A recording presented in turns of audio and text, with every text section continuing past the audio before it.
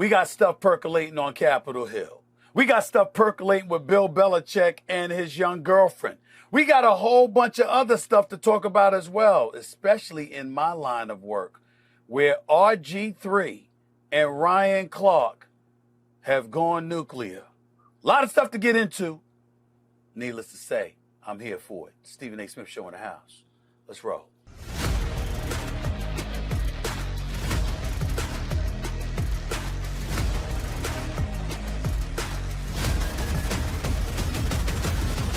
What's up, everybody? Welcome to the latest edition of the Stephen A. Smith Show, coming at you as I love to do at the very least 3 times a week over the digital airwaves of YouTube and, of course, iHeartRadio. As always, I like to pause for a moment to give thanks and gratitude to my listeners, my followers, my subscribers, considering the millions of downloads we've received over the last few months, courtesy of iHeartRadio, not to mention the 1.22 million subscribers we've now eclipsed over the digital airwaves of YouTube. It just shows how much the show is growing each and every single passing day, and it wouldn't be possible if it were not for your love and support. I really appreciate it from the bottom of my heart on behalf of myself and my team. I thank you for it. Keep the love coming, and I'm going to keep on coming. To continue to be notified for all of our newest content, just click the bell to get notified for that newest content, and you too shall consider yourself the latest member of the Stephen A. Smith Show family. And while you're doing that, please don't forget to pick up a copy of my New York Times best-selling book, Straight Shooter, a memoir of second chances and first takes, now in paperback. Just go to straightshooterbook.com to get yourself a copy. Once again, that's straightshooterbook.com to get yourself a copy. You see on the screen sometimes it's Straight Shooter Media. That's the name of my production company. I named it after my book, Straight Shooter Media. So look forward to stuff coming down the pike, because I can assure you I'm coming with a few things. Make no mistake about it. As I told y'all, there's a lot to get into. I don't feel like getting into the NBA playoffs just yet because the Minnesota Timberwolves got blown out in Game 1 by the Oklahoma City Thunder last night. From the last 3 minutes of the half, when the Minnesota Timberwolves were a turnover machine and let the Oklahoma City Thunder within 4 points, to a second half where Oklahoma City outscored them by 30, 70-40 at one point. I'm just disgusted at the lopsided affair that took place last night. And I went from thinking that this would be a 7-game series OKC would likely win to thinking I'd be lucky if this series ended. It didn't end, rather, in 5, because that's the level of dominance we saw from OKC, who was playing less than 48 hours after beating the Denver Nuggets in a Game 7, while Minnesota had 5 days off and just didn't seem to have it when it really counted most in the second half. Courtesy of the New York Knicks hosting Game 1 tonight in the Eastern Conference Finals against the Indiana Pacers. I'll be all riled up about that. I think that'll be an epic series. I got the Knicks in 7. It could end in 6, but for the moment, I got the Knicks in 7. And as that series progresses, we'll talk about that. Let me get started, however, with today's show, with a story percolating in sports media, in that sports media space, involving 2 colleagues of mine that I need to address. It started with Angel Reese and Caitlin Clark's confrontation the other night, and it's something that we had discussed on Monday's show with Monica McNutt. Well, anyway, Robert Griffin III, RG3 as he's affectionately known, my former co-worker at ESPN, went on his podcast platform and said in the aftermath that it was clear to him that Angel Reese hates Caitlin Clark. Before we go any further, take a listen to what he said exactly. So why do I think Angel Reese hates Caitlin Clark? It could be the fact that Aaliyah Boston had to save Angel Reese from ending her career. This is a still shot. After the foul that Caitlin Clark put on Angel Reese tried to hit her. But if it wasn't for Aaliyah Boston putting her arms in the way, Angel Reese would not be playing basketball anymore, because she was going to sucker punch Caitlin Clark. Now, you tell me a time when you've seen somebody get fouled on a basketball court in a professional league where they tried to almost sucker punch somebody that they were friends with because of a hard foul. So where was this type of reaction last year when Angel Reese got chokeslammed by Alyssa Thomas of the Connecticut Sun? Y'all remember that? She got fouled so hard, they kicked Aaliyah Thomas out the game with a flagrant 2 foul. What did Angel Reese do? Nothing. She didn't get up and try to swing on her. You know why? The reaction was different because of who did it. And there is a lot of history there with Caitlin Clark and Angel Reese.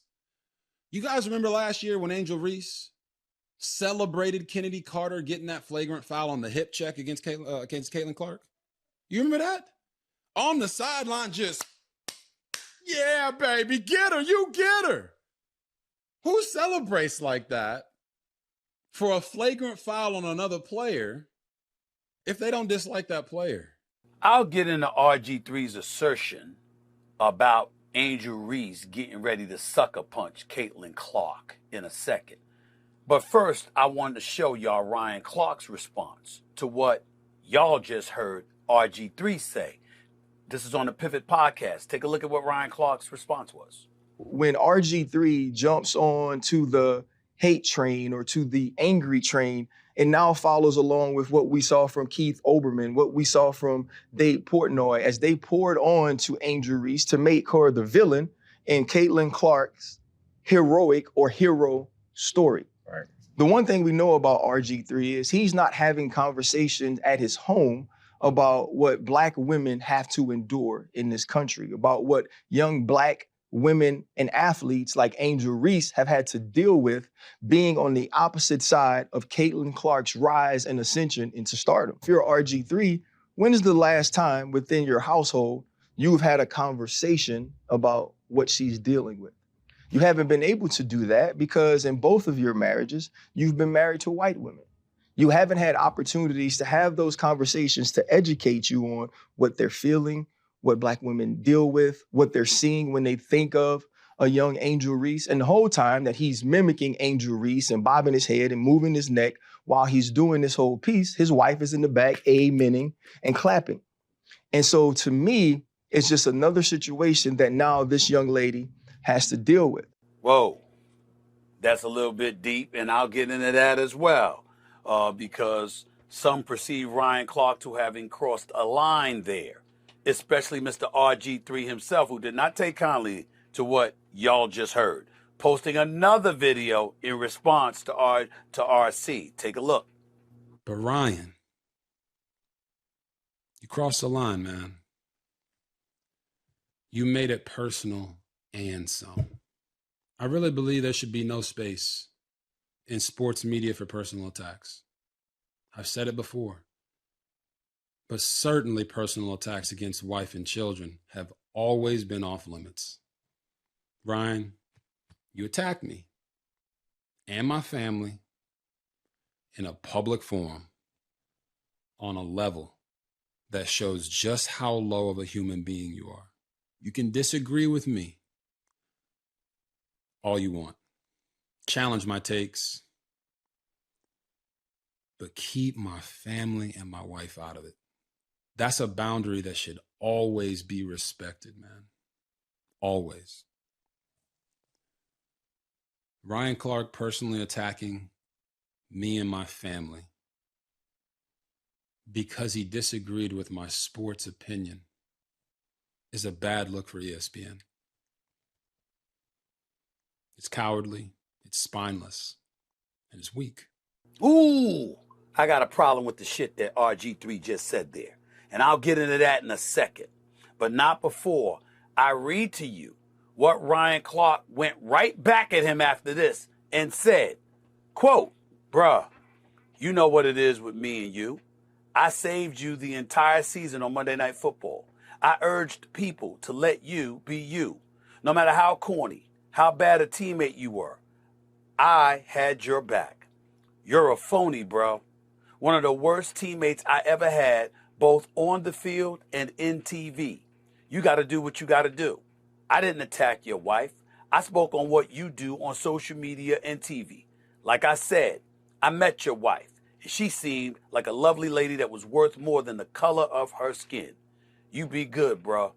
All of this has led some to call for Clark's firing.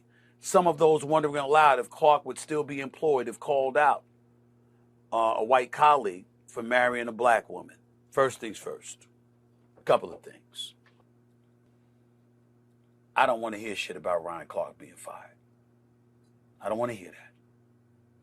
Ryan Clark is my colleague. He is my friend and brother He is a good man, and he's a good brother. And there is no way on earth that I would be quiet if he was fired over something like this. I'm not saying he's right, and I'll get into that in a second. But this is not a fireable offense. Now we're going to come back and we're going to bring it home. I don't usually talk about ESPN business, and I'm not about to right now, other than to say RG3 clearly is not liked by Ryan Clark. What Ryan Clark said, that's not something he normally does. Corny, phony, those are the kind of things he said specifically about RG3. That's what he feels. Saving him on Monday Night Football, I assume, and it is an assumption, that he's talking about the shrapnel of criticism that folks tried to throw in RG3's direction that he tried to assist in shielding RG3 from. But nevertheless, there's a lot to get into here. The first order of business to unpack is this. RG3, I'm not as tight with him as I am with Ryan Clark, but I respect RG3. And I do know there's some sensitivities there, dating back to the days of, when he was called the cornball, and obviously by one of our former colleagues, Rob Parker, on national television. And RG3 admitted with his interview of me on his podcast that that's something that has stayed with him all of these years, and he felt that it has served to have damaged him. So there's certainly a heightened level of sensitivity there, and I understand where RG3 is coming from. I don't consider RG3 a bad dude. Again, just because I'm tight with Ryan Clark doesn't mean that I don't respect RG3 and we don't have a cool relationship, because we do. We might have had disagreements over subject matters we discussed in the past. We might have viewed things differently, but I respect RG3. I like him. I appreciated the job that he did on First Take. And personally speaking, I wish he was still at ESPN, which is what I said on this podcast. But what I want to address directly to RG3 is this. Number one, how do you know Angel Reese was going to sucker punch Caitlin Clark? What do you mean we haven't seen stuff like this before? We've seen plenty of times where somebody will get knocked to the ground and then they jump up like they're going to do something and get in one another's face without punches being thrown. You didn't know that Angel Reese was going to sucker punch Caitlin Clark. You have no evidence of that. You could have said it looked that way, but to literally declare that that's what Angel Reese was going to do, that's not factually accurate.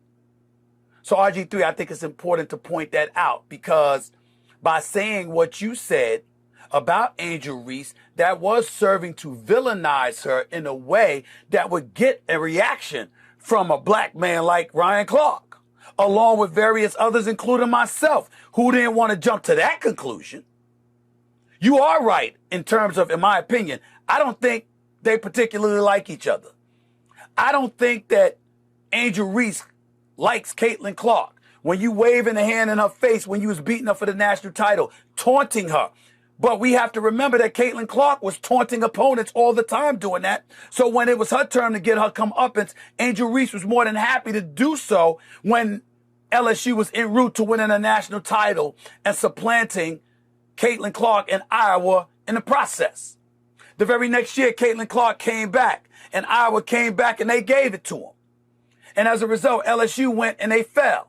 In the midst of all of that, it was a tough season because Angel Reese was receiving vitriol from critics out there. And I don't think it was because of basketball. I think it was because of her behavior towards Angel Reese, which may, in some people's eyes, assist to whatever level of dissent she may feel towards Caitlin Clark. That's neither here nor there. My only point is you used the word sucker punch. I thought that was a bit extreme. And I thought that was going to get a bunch of people riled up, particularly black men who are protective of black women. So I saw where Ryan Clark was coming from in refuting that statement, RG3. Now let me get to Ryan Clark. I love my man, RC. I thought he crossed the line. when he brought up you, RG3, being married not once but twice to white women. There was no need to go there. But he don't like your ass. That might have had something to do with it. I'm not condoning him doing that. I'm not condoning him bringing that up. If RC rather and I had spoke about it in depth, I would have told him, don't go there. Don't go there. No need for all of that. Okay?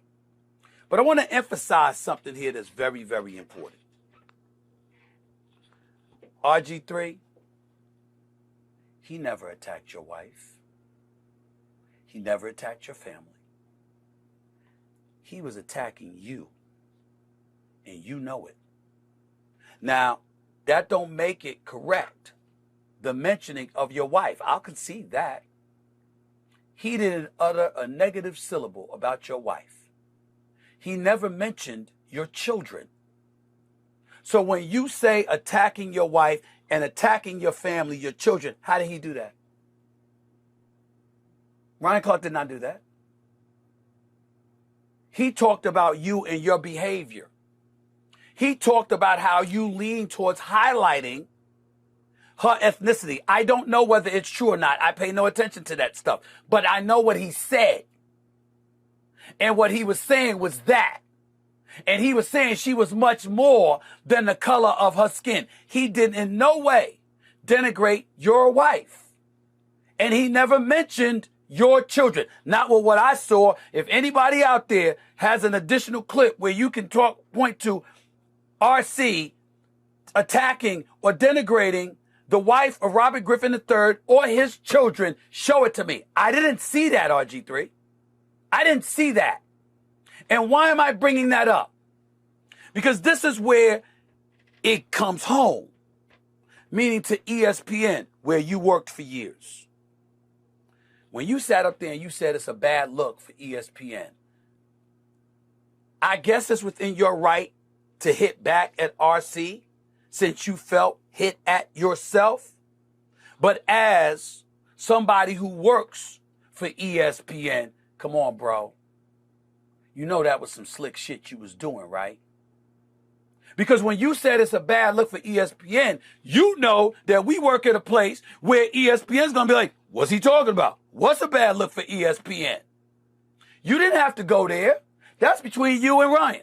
Ryan said that on the pivot. Ryan shows up on Get Up. Ryan shows up on First Take. Ryan shows up on NFL Live. Ryan contributes to Monday Night Football. He never mentioned you on any of those places. Why on his podcast, on a spot that he owns and operates, would you ignore that to bring up ESPN? Because you were trying to get him in trouble with ESPN. You looking to ESPN for help to try and reprimand him when you should have handled that your own damn self. And I'm talking to you out of respect. I don't hate you, bro. I don't have no any animosity towards you. I said for public consumption. If it was up to me, you'd still be at ESPN. I thought you did a damn good job for various shows. Maybe not Monday Night Football because that's a team. And if y'all had vitriol, which is evidently true, with one another, that's not a pairing that works. I get that part. But there's a multitude of other outlets that you contributed to on ESPN, and I would have been happy to still see you there. Them letting you go, downsizing and all of that stuff, that's above my pay grade. I got nothing to do with that. And I'm not here to question my bosses any more than y'all question them when they let me go in 2009. That's the way it goes sometimes, particularly when you downsizing, monitoring your budget, your expenditures, and you're making decisions as to what's in the best interest and what's not in the best interest of a network. That's business. This with you and Ryan is clearly personal. What you bring ESPN in it for? You trying to get the brother fired? Ain't gonna work. Not if I can help it. Ryan Clark is a hell of a football analyst. He represents our company very, very well. I think he is outstanding. And with all of that I had to say about Ryan Clark as an analyst, it's nothing compared to what I think about him as a man. He is real. He's authentic. He may not always be right. I don't think he was right to bring up your wife at all, in any capacity.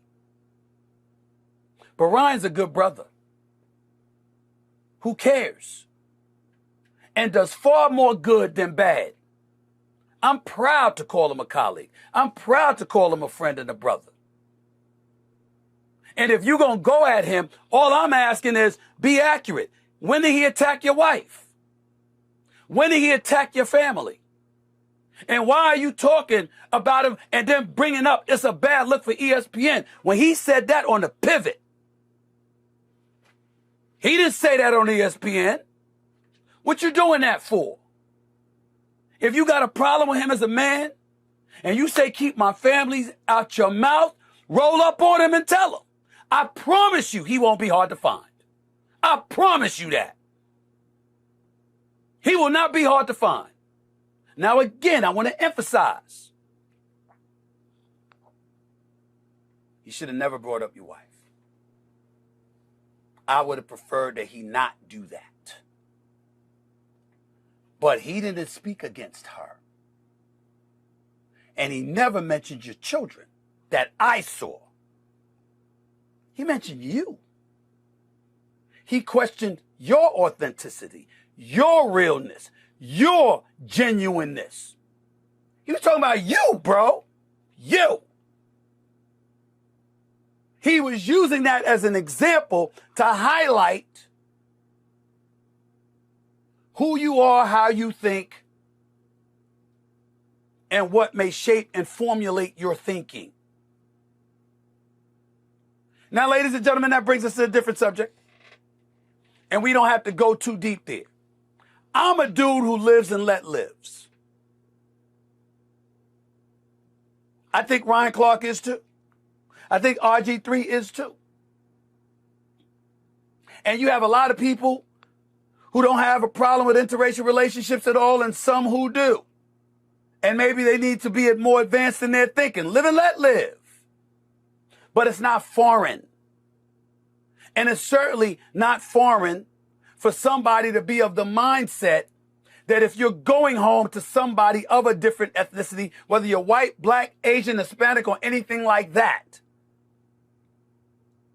people accuse one another all the time of being at least somewhat detached from their own community if who you're going home to is not from your community. That doesn't make them accurate.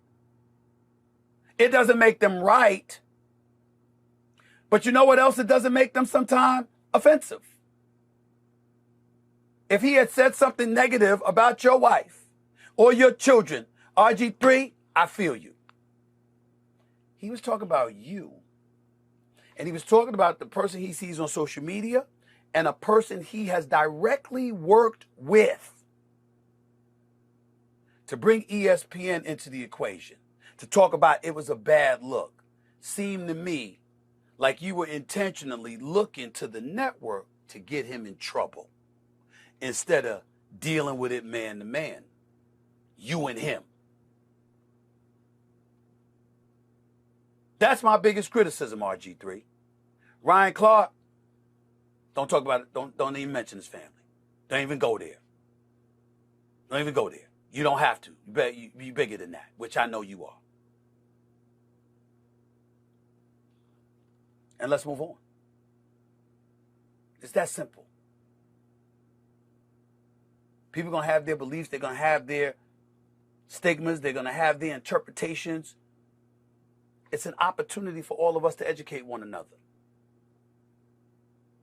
But what really, really turned me off, when Ryan Clark said, because who you've been married to, I was like, oh, don't like that.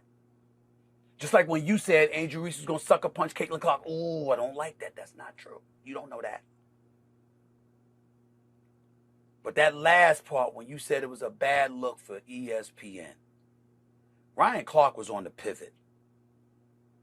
When I talk about things that I talk about, ESPN is my day job, where I talk about First Take. You yourself, RG3, said you don't like when people bring certain elements to sports television. Now, we disagreed on that, but the bottom line is you were making an argument about what should appear on sports television. Now he did something on his podcast, which wasn't on sports television, but he's Ryan Clark, and he's on his own podcast, and you brought up ESPN.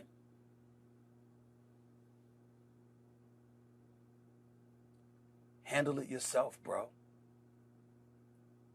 Don't look to ESPN to help. He violated nothing for ESPN.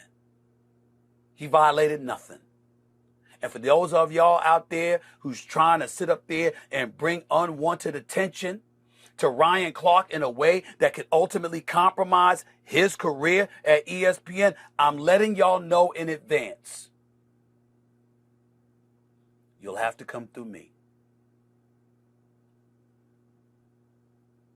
I wouldn't be saying this if he said it on ESPN. Because they got a right to police what's on their airwaves.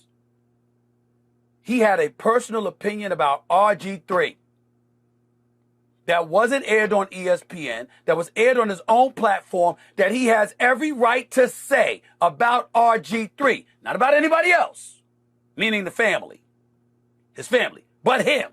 And RG3 has every right to respond to him directly without bringing ESPN into it. That's all I'm saying. Ryan Clark need to be gone from ESPN. Y'all can miss me with that shit. Ryan Clark is outstanding. Outstanding. Not perfect, but outstanding nonetheless. Nonetheless. This personal between him and RG3, I hope they work it out. I hope they resolve it. We don't need all that animosity in the world.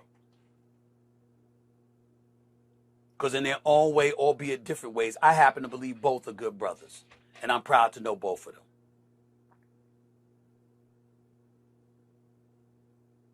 But I ain't trying to hear anything about people being fired and all that nonsense. I don't want to hear that. I don't want to hear that. I will raise holy hell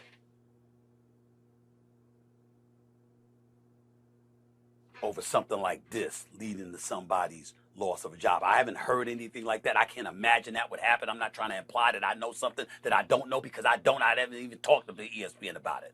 I'm just talking on behalf of two brothers that I know. I think they were both right and I think they were both wrong in certain respects, which I just articulated. But miss me with all of this hoopla about Ryan Clark needing to lose his job. Y'all crossing the damn line on that. I'm not going to sit idly by over something like this. Hell no. Hell no.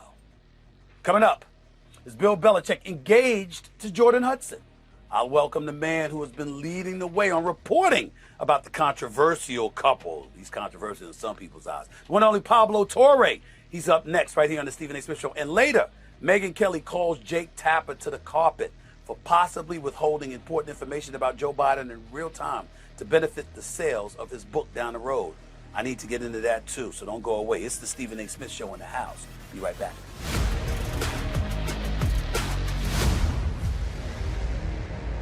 All right, everybody, listen up. With all the big-time sports action that's happening each and every day, the Stephen A. Smith Show wants to make sure you are taking advantage of it all. That's why we've partnered with Prize Picks, the best place to win cash while watching sports.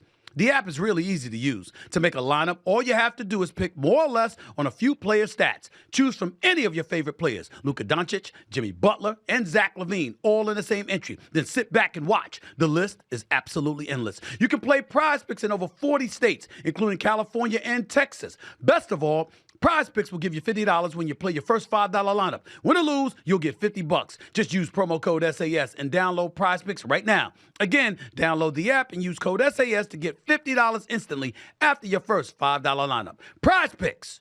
Run your game. Welcome back to Stephen A. Smith Show. Bill Belichick is back in the news again today thanks to his girlfriend, Jordon Hudson, or is she his fiancée? I don't know. After the New York Times reported earlier this week that the Miss Maine pageant contestant shared with someone that she was engaged to Belichick, TMZ published photos yesterday showing that Belichick's boat, famously called 8 Rings in honor of his Super Bowl wins with the Patriots and the Giants, has a new paint job that now reads 1 + 8 rings. end quote. This has fueled the already rampant speculation about their relationship status moving toward marriage, as reports continue to come in that those in Belichick's inner circle have serious concerns. Joining me now to discuss this is the man who has been leading the charge on reporting on this romance. He was a longtime colleague of mine at ESPN and is now the host of the Peabody Award-nominated Pablo Torre Finds Out podcast. Pablo Torre is in the house. What's going on, Pablo? Long time no speak, man. How you doing? Renee, it's good to see you beyond just from afar when you're courtside at a game. It's been too long, and this is a strange circumstance under which we meet again. It's absolutely strange, but it's really, really good to talk to you. It's been a while, man. Good to talk to you. Good to see you doing so well. Let's get right to it. What have you heard about whether or not Belichick and Jordon Hudson are engaged? What can you tell the world? Yeah, so I've been deep in this rabbit hole for months now. And what I can tell you is that as recently as March, Bill Belichick was asked directly by a close friend, are you engaged to Jordon Hudson, who at that point, by the way, was 23. Now she's 24. And Bill Belichick told that friend directly, no, I am not. Simultaneously, though, Stephen A., as we examine what the most highly paid public employee in the state of North Carolina is up to, his personal and professional lives being merged and blended, what we're also hearing, what I am also hearing, at least, is that Jordon Hudson has, in fact, been telling multiple people that they are engaged. And so this is one of those classic messes that are familiar to anybody who's been following this saga. And I've been, reporting on this, talking to 11 different people who have directly dealt with both of them in this new phase of Bill Belichick's life, all of whom observe that the man is acting in a way that, as you well know, is so deeply opposite to the man that we thought we understood for about 20 years. Why is this story so compelling, particularly to somebody like yourself? I mean, he is, I think it's 73. She's 24. That's a 49-year difference. A lot of people are uncomfortable with that stuff. A lot more people don't care. Why does Pablo Torre care? Talk to us about that. It's a great question. My mom asks me this question as she's wondering why I go from being nominated for a Peabody, winning an Edward R. Murrow Award, to caring about this. And to me, this is a story about power. Stephen A., it's a story about public figures. It's a story about what it means when a guy gets a job at North Carolina to lead young men and is hired under the pretenses of him being a lot like the guy that everybody at Carolina remembered from when he was the coach of the New England Patriots, the GM of the Patriots, a guy known for a couple of things, right? A lack of distraction, discipline, privacy, and truly an undefeated record against the media. And so this story is not merely like an age gap relationship story. And frankly, I don't care about the age gap so much, even though I think it is certainly interesting. I'm not here to yuck Bill Belichick's yums, right? He's not the first older man to be intrigued by a younger woman. That's not what's new here.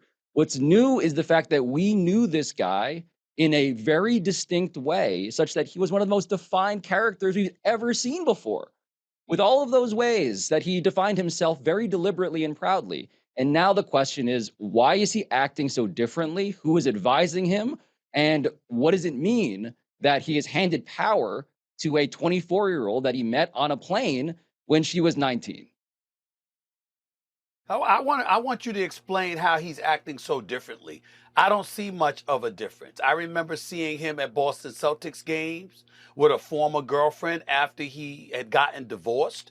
I remember seeing him as an individual that really didn't want to talk to the media at all. And when he did, it was certainly begrudgingly. In this particular instance, he was coming out with a book. I saw this interview where she was pretty assertive in that interview or whatever. And to me, that fell right in line with him only from the standpoint of he's only talking to you because he's promoting the book. And oh, by the way, having her be so invasive and so demanding during that interview, that prevented him from having to be the bad guy for once. I really didn't see much of a difference. So when you say there's a difference in his behavior, articulate to our audience what you're seeing in terms of his behavior that's so diametrically opposed to anything that we've seen from him before. Yeah, I would say, that CBS, the Sunday morning interview, that was just the first glimpse that the public had into the ways in which, wait a minute, there's a new person who seems to be having influence over Bill Belichick. The reason he's acting so differently, as I have observed it, is because when he left the Patriots, when the NFL basically said, you are no longer wanted here as a coach, certainly as a GM, he had to pivot to being a public figure. Right. which means that a guy who was protected, Stephen, and you know how this works, a guy who was protected by an inner circle in a football building, a professional football building, had to figure out, what do I do now? And so when he is not insulated by the structures, truly the structures and scheduling of the NFL, he, as we all saw, pivoted to media. He launched about a half dozen different media projects in which it was now, you're coming to Bill Belichick because he now, for the first time, wants to talk to the public. And he wants to be accepted and followed and subscribed to and appreciated as somebody who has many interesting things to say. And certainly when he was a coach, we saw him give, 1,500 word paragraph long answers about long snappers. But this now was Bill Belichick saying, I'm here to be in public. And the person behind the scenes who was steering him, what I'm reporting is that the person behind the scenes who was in charge, the boss of his media ventures, the COO of Belichick Productions, is Jordon Hudson. And so when it comes to how is he behaving, it is the part about what his business was. And now it's the part, not merely going to Carolina and being a college coach in which he has to appeal to young men, young people, and be online in this era of name, image, and likeness, right? He has to be somehow fluent in the internet for the first time, which is what he has turned to Jordon Hudson initially for. When I talk to former players or Bill Belichick at the Patriots, what they say is that the most shocking part is that this man, his private life, was supposed to be private. You saw him courtside. You saw him on Nantucket. You saw his former longtime girlfriend of 15 years, Linda Holiday, bringing him out to parties, bring him around to those things. But this kind of thing where he's being held up, he is holding her up by his feet, doing yoga on the beach. She's dressing as a mermaid, all of this stuff. This is where his former players are like, whoa, whoa, whoa, whoa, whoa. Willingly posting that? That's not the Bill that we knew. Well, what about the argument that the Bill that we knew had to alter his way of life and his way of thinking to some degree because the NFL didn't want a 6-time champion as a head coach, an 8-time champion overall when you take into account the 2 defensive coordinator positions the 2 titles that he won as a defensive coordinator with the New York Giants, but the Atlanta Falcons job in particular, along with various other jobs that were available and mentioned. He couldn't get those jobs because he was considered the past. You had young thoroughbreds, you had young bloods that were now running organizations that didn't want a football genius like himself as somebody that they would have to communicate with and ultimately answer to in some kind of way because he would be the head coach of a franchise. What about the notion that forced and compelled him to make this shift? Because obviously he took a college job when we all know he would have preferred to be in the NFL. Yeah, look, the biggest signal was in the contract he signed at UNC because June 1st, which is right upon us, is a big date. Stephen A., before Jordon Hudson became this public figure in the CBS interview and elsewhere, we knew that there was a clause in that contract that said the buyout that Bill Belichick could exercise on June 1st dropped from $10 million to $1 million, right? 10 times less. Right. That was his option if he wanted, if he got, the offer that never came from the NFL and is not forthcoming in any regard at this point. So it's always been about him wanting the NFL and having to settle for a different version of his life. And look, I don't have a lack of sympathy for anybody who does one thing at a genius level forever and then is said with no uncertain terms, he is told with no uncertain terms, you're not wanted here anymore. You're over the hill, right? That is a human experience as well. I am not saying that that is not at play here. But the question of what you do next is where we're discovering Bill Belichick really for the first time. Bill Belichick not in the NFL context. I remember what Bob Kraft, of course, the owner of the Patriots, once said to our colleague Seth Wickersham. He said, Bill Belichick was an idiot savant, which is to say he is an absolute unimpeachable genius when it comes to the football, but everything else, right? He's not. And we're just discovering the ways in which that might be true, which we haven't had visibility into for 20 years. Just about a couple more questions before I let you get on out of here, Pablo, and I really appreciate it because I know you got to run soon. Do we even care about this if Jordon Hudson is not 24 years of age? If she's considered I would. Listen, okay. The tabloid storm, the hurricane, you're absolutely right. This is this is catnip for everybody who wants to say this is a story that you probably can deduce already without even clicking on the story, right? It is an age gap relationship. Right. This is a gold digger. This is worse. This is somebody who is, I've seen her accused of being an OnlyFans model, and worse, a call girl, right? My reporting does not indicate that that is the case at all. This is the story to me of an ambitious young woman who in some ways reminds me of Silicon Valley. And I'll explain why I say that. Because I went to college with these Silicon Valley people, and they are ambitious, and they are young, and they don't know what they don't know. But they go into industries, and they blow them up. They blow them up, and they leave a trail of wreckage behind them because they don't understand a really key thing, which is unintended consequences. So it's not that Jordon Hudson isn't in some way clever or ambitious or driven or determined or a real aspiring PR person. But Stephen, you've worked in comms, around comms people, PR people for as long as anybody at this point, and you know that when you are the story, you have failed in your job. And so the question becomes, is Bill Belichick keeping her around in this way because she is good at her job? Or is it because, as his own family fears, according to sources around the Belichicks, he doesn't totally realize the damage being done to his legacy, to Carolina, to that program, to this understanding of him that we were so close to having. I don't know about that. Listen, first of all, let me say this in the interest of full disclosure. I remember when I covered the Philadelphia 76ers and Larry Brown was the head coach. And at the time, he was 56 years of age and his wife was 26. I mean, and that wasn't the only person that I saw with someone considerably younger than them. I don't understand how that could potentially equate to tarnishing the legacy of a Bill Belichick when his legacy is completely tied to football excellence. That's it. Outside of his football excellence, nobody has pretty much given a damn about Bill Belichick and his life or his quality of life or how he lives his life.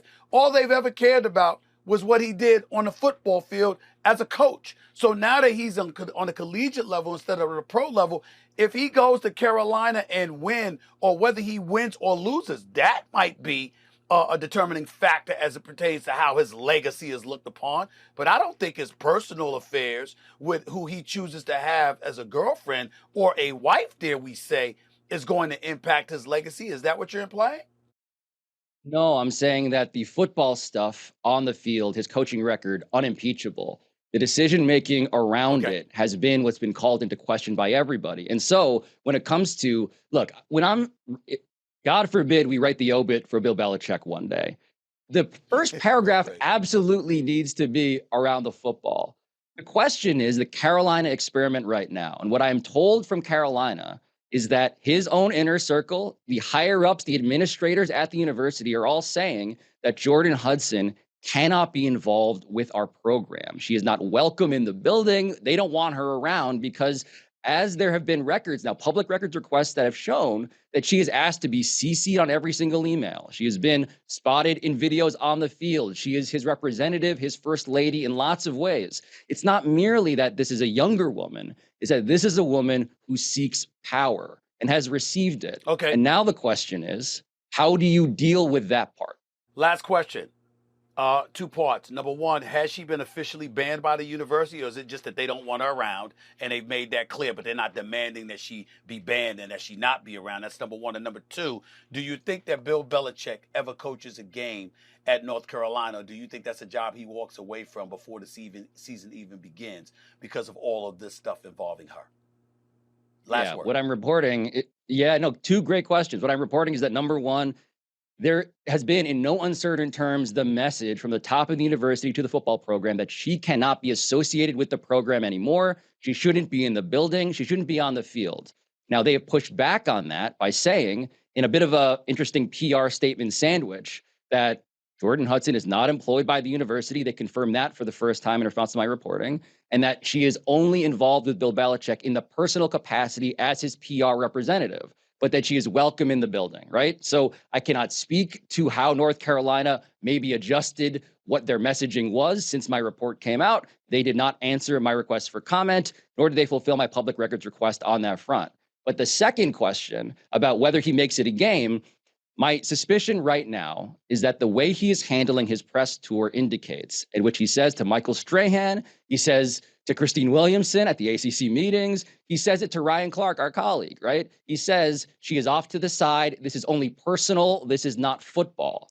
If he's going to agree to that in real terms, and everybody at Carolina is going to get to, frankly, calm down because they can do their jobs in the way that they were hoping to, as a normal program might, then I think he makes it, of course, to week 1. Do I think he lasts for more than a year, Stephen A., for a team that, didn't win 7 games last year? No. I would set the line absolutely at 1 season, a one-and-done scenario.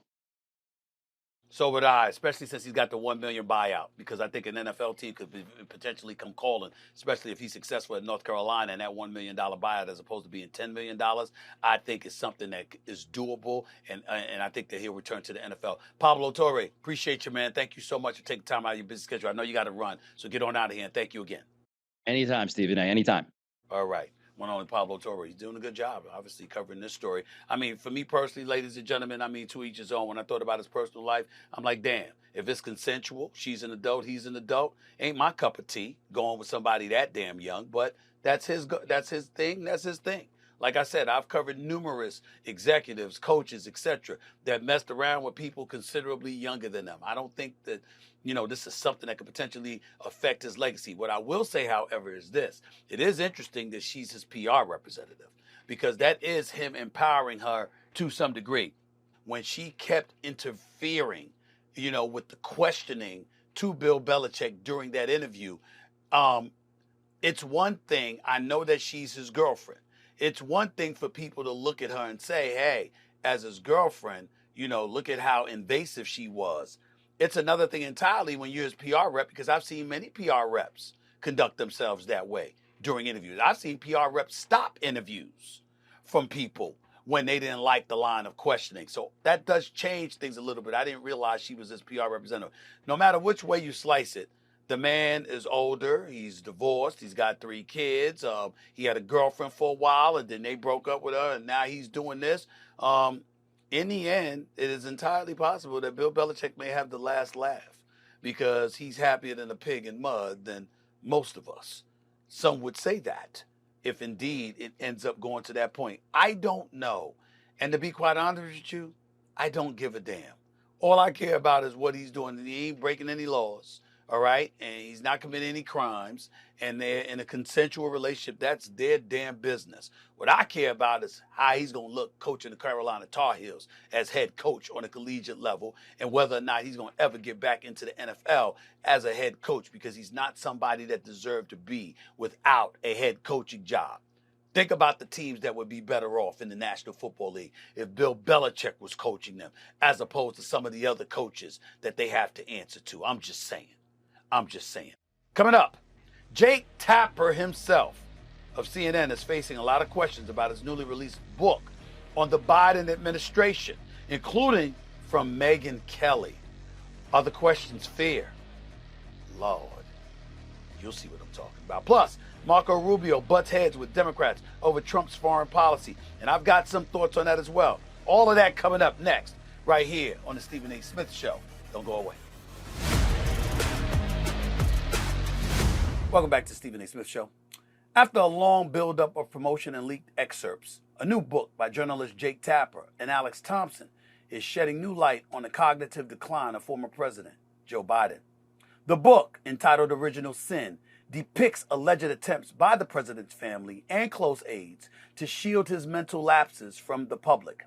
This may be one of the most highly anticipated political book releases in some time, but it has many, including The Daily Show's Jon Stewart, and the women of The View, questioning if one of CNN's lead anchors was withholding information critical to the public for the benefit of selling copies. Another one of those people was Megyn Kelly. Please take a look at this. Over here in my ecosphere, we were covering all of these. It wasn't just falling down. It was getting lost. It was some of the stuff you report in your book, we knew and we were reporting on, like the multi-jump cuts in the videos of him, where it was obvious he couldn't get through a 1-minute take. It was clear to us that he was using teleprompter, and there was some reporting on that at the time, all of which the White House was denying. Now, with the current White House, I have some connections. With the Joe Biden White House, I had none. but you did. It was an attempted cover up. It could only ever work if you allowed it, if the press allowed it. Some of us tried not to, and some of us were complicit. The Biden White House did not like me. Okay, I do not have great connections with the Biden White House. Well, clearly you have a lot of sources. You say you talked to over 200 sources for this book. So you have some you could have called and worked. No, that's the point, is that they were not being honest. That's the point. How did the Wall Street Journal get it in June of 2024? And Jake Tapper and CNN couldn't find sources for this story then before he dropped out? Annie Linsky and Siobhan Hughes did an amazing job in their reporting. And they should be heralded, and I heralded them. I had them on my show right after the debate to talk about their great reporting. But Annie Linsky, after the debate, but you did not put them on when they published that story, which was before the debate. Correct. I don't know what the booking situation was, but it wasn't because I didn't want them. I'm sure I said that day, let's book. I'm sure I said that day, let's book that. Did they? Yeah, you put on a Democrat, and you allowed the Democrat to rip on the report as a Rupert Murdoch sponsored hit piece. No. It's just Megyn. Well, that's Megyn, what happened. If we're going to do this, let's just stick to the facts here, okay? When there is a damaging report, that's what I've been doing all along. I'm talking about what you just said. Didn't miss the biggest story of the century when it comes to presidential politics, and one of us did. Ouch.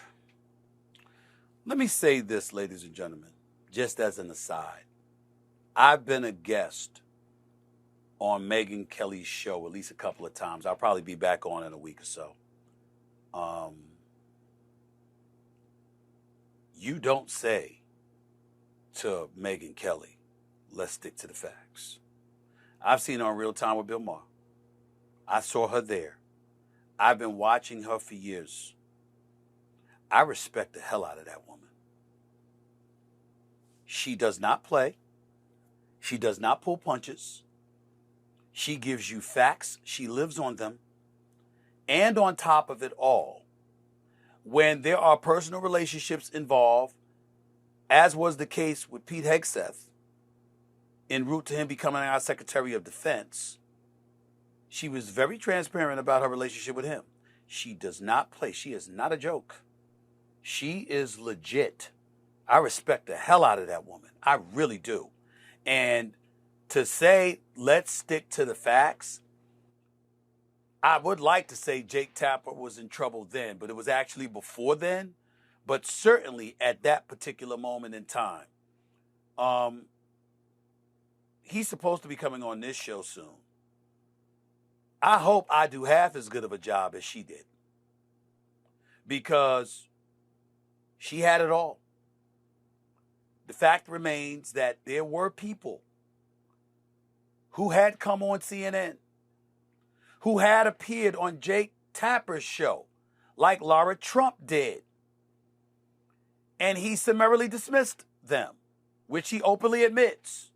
He confessed to having a private conversation in the aftermath of learning the facts and essentially apologizing to Laura Trump at that particular moment in time. Does that make up for how dismissive he was towards her?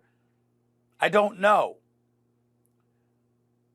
I would encourage everybody to go and watch that interview from start to finish. I would encourage everybody to look at what she was saying and to really, really get into the weeds of it all. I'm going to throw myself out here now. I called out Joe Biden and the diminished mental acuity and the lack of fervor and the incapacitation that so many that people were alluding to. I called it out a year in advance. I got eviscerated. And I'm not, quote unquote, conservative. So I can relate to Megyn Kelly sitting before him and being pretty pissed off because the conservative media was right. The conservative media was right. And the liberal media wasn't just wrong. The challenge is, was it intentional? Now, I'm not here to accuse Jake Tapper of that. I'll ask him when I speak to him. But there is no doubt that one of the issues that's really permeating that can't be avoided is that the Democratic Party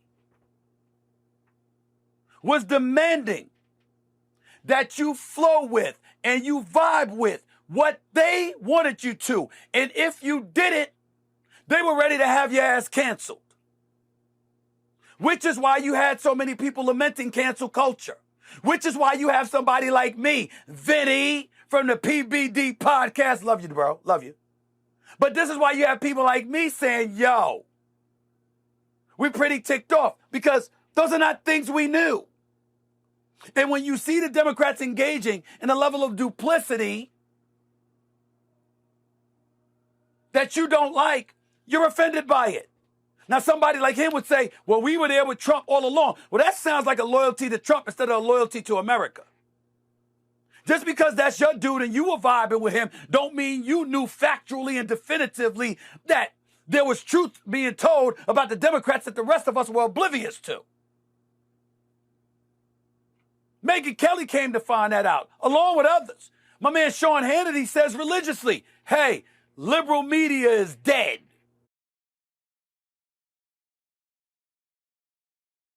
This is what he was talking about. The Mark Levins, the Sean Hannitys, the Clay Travises of the world and others, the Megyn Kellys of the world. What can we say to them at this particular moment in time? If you are a Democrat who bought in to the Democratic Party, willing to engage in cancel culture, when it came to anybody who would dare verbalize a dissenting opinion to what they were putting out there, what can we say? CNN was clearly guilty of it. We saw Joe Scarborough going on MSNBC with Morning Joe. We saw him on the national airwaves raving about President Biden's health and acuity. We saw it. But there was clearly evidence to the contrary. And when that evidence was revealed, people on the left engaged in condemnation towards those who had the guts to tell what clearly has now become the truth. You can get into the timing of Jake Tapper and his book coming out and how the publicity of it all is venturing around Biden's announcement that he has an aggressive form of prostate cancer. You can lament that all day till the cows come home. You're trying to sell a book, you're trying to sell a book. You wrote the book, you put in the work, you got a right to promote the book. But the point is, CNN and other platforms, if indeed you engaged in the kind of behavior that dissuaded and minimized and, dare I say, condemned those who would dare challenge the mental acuity and the health and the overall health of Joe Biden, what do you have to say for yourself now? It is a legitimate question. It is a legitimate question. I applaud Jake Tapper for showing up to Megyn Kelly's show. He knew it wasn't going to be easy. But boy, did he get raked through the coals by her with nothing but facts. Nothing but facts. And now if you're the Democratic Party, please understand that when I said Monday, you're the political version of Lance Armstrong. Please understand, I'm not backing up from that statement one bit. I mean it. Lance Armstrong was lying through his damn teeth about taking performance-enhancing drugs. When he was accused of it, he didn't just deny it, he tried to ruin the lives of those who were telling the truth about him. And now that we reflect on what transpired with Joe Biden and how complicit the Democratic Party appears to have been in all of that, what are we to say about them? It ain't about Trump. It's not about Kamala Harris. It's about that party. From woke culture to cancel culture. Vie with us or you got to get bounced out of here. You got rid of your own. Andrew Cuomo's a problem until he leaves office. Then all of a sudden, practically all the cases go away. Al Franken and his behavior as a comedian is a problem, even though you had him lock, stock, and barrel in a Senate seat for the Democrats in Minneapolis. And then all of a sudden he's out, and now stuff don't matter that much anymore. Time and time and time again, the Democrats have eaten their own and spit them out. Hell, listening to Bernie Sanders speak, one would argue you're doing it to him. This is bad. This is very bad. And I think that as Jake Tapper goes around the circuit promoting his book, and the more facts we learn from this book, I think irreparable harm is going to be done to the Democrats. I think the midterms are in jeopardy. I think the presidency in 2028 is in jeopardy. It's really bad, y'all. It's really bad. Moving on to my last subject, Secretary of State Marco Rubio and Senator Chris Van Hollen, a Maryland Democrat, engaged in a heated exchange Tuesday as the nation's top diplomat defended the Trump administration's foreign policy while testifying to the Senate Foreign Relations Committee. Van Hollen criticized Rubio on his handling of issues ranging from the freezing of humanitarian assistance in Sudan during a genocide, deportations to El Salvador without due process, and revoking student visas. Rubio didn't back down. Take a look at this exchange. We didn't always agree, but I believe we shared some common values. A belief in defending democracy and human rights abroad and honoring the Constitution at home. That's why I voted to confirm you. I believed you would stand up for those principles. You haven't. You've done the opposite. And I have to tell you directly and personally that I regret voting for you for Secretary of State. I yield back. May I respond?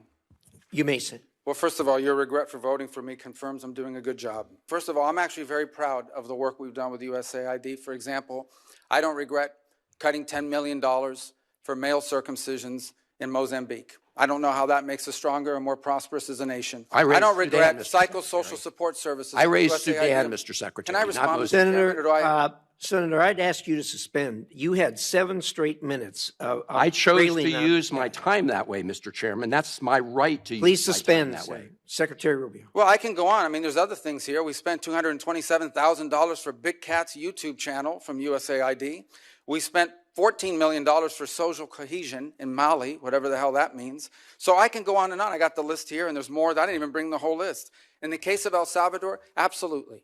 Absolutely. We deported gang members, including the one you had a margarita with. And that guy is a human trafficker, and that guy is a gangbanger, and the evidence is going to be clear. In the days to come, you're going to see who you went to defend. Senator, I'm sorry, please, Mr. Chairman. Secretary No. Rubio has the floor. Mr. Chairman, he can't make unsubstantiated comments like that. Secretary Rubio has the floor. You had Secretary your time. Rubio should take that testimony to the federal court of Senator, the United States because well, he hasn't done it under oath. Good Lord. Let me say this. Perhaps we'll reflect on some of the decisions that the Trump administration has made and will continue to make regarding El Salvador, regarding Sudan and other nations, regarding foreign relations. And we may find that we are appalled by some of those decisions. With respect, however, to Chris Van Hollen, Senator Chris Van Hollen, their administration has the right to make it. You lost. Their party won. And we will see through the prism of history what decisions were right and what decisions was wrong based on an administration. I am not getting into specifics about what Senator Chris Van Hollen was lamenting. nor am I going to favor Marco Rubio's response, even though I loved how he started off by saying the fact that you object shows that I'm doing a good job, because he's letting them know I don't agree with your ass. And I got that part. But we have to understand that Marco Rubio, officially one of the most powerful people in America, okay, overseeing not just our country, not just in terms of Secretary of State, but national security. This man is an incredibly influential individual. Are we going to sit here and question the qualifications of Marco Rubio, who has been a senator for years, who is a former presidential candidate, who got reelected in the state of Florida? We know who Marco Rubio is. He's not unqualified. He's not incoherent. He's not inarticulate. He's not devoid of intelligence. He certainly isn't absent or devoid or oblivious to an understanding of policies that affect the United States of America. Last time I checked, Senator Chris Van Hollen, he's not there to agree with you or to be agreeable to you. Their administration won. The Democrats lost because you were focused on things not like this. You were focused on other stuff in an effort to win an election. And as a result, it cost you. Didn't we have an elected official go over to El Salvador to be with Abrego Garcia? Forgive me if I don't have his full name in front of me. Where were you when Biden was in office? Were you willing to go then? All I'm saying is, this is Senator Marco Rubio, who is now the Secretary of Defense and is in charge of our national security or national intelligence. He's a very influential individual, very experienced, knows what goes on, knows the inner workings of Capitol Hill. He just may not agree with you. And you saying that you wouldn't have voted for him, so what? I don't like the fact that the Ukraine-Russia war has not been resolved. I don't like the fact that we see pro-Palestinian supporters in the streets of America and beyond in an uproar off of the things that we're being told is happening over in Gaza and beyond. And that hasn't been resolved by the Trump administration, who swore, Mr. Trump himself, who swore up and down, President Trump himself, who swore up and down, we're going to resolve this in one day, even though we all knew that wasn't true. And perhaps, whether it's U.S. aid, whether it's foreign affairs, no matter what, perhaps we would look at them and find down the line they were more wrong than right.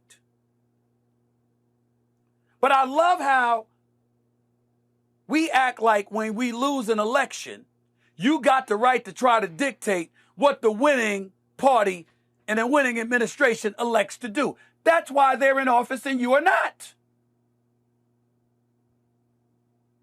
So I just think we need to think about those things along those lines and understand what's going on here. I think it's important. I know this much. We want to question the intent of Marco Rubio. He works for President Trump. As a subordinate, you might have suggestions and you might have things that you want to do. And dare we say you might do things differently. But damn it, when you're a subordinate for a reason.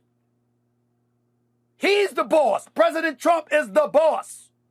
Marco Rubio has to flow with what he wants. When Marco Rubio gets into the presidency, if that ever happens, he might do things differently. But as long as he has to answer to that man, he's going to have to capitulate, at least to some degree, to what the man wants. I watch y'all going off about Trump going at the president of Ukraine when they were in the Oval Office.